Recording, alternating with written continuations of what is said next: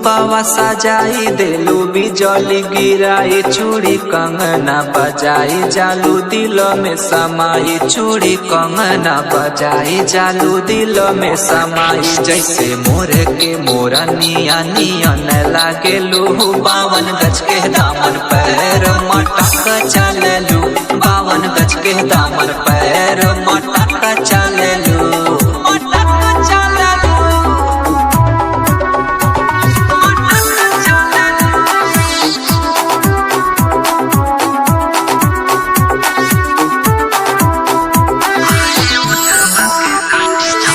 उठावा के लाली जाके कानावा के बाली फीका लागे देखा चान मन के पंछी उड़े डाली रानी सोने के चिड़ैया नियन लागेलू 52 गज के दामन पैर मटक चललू 52 गज के दामन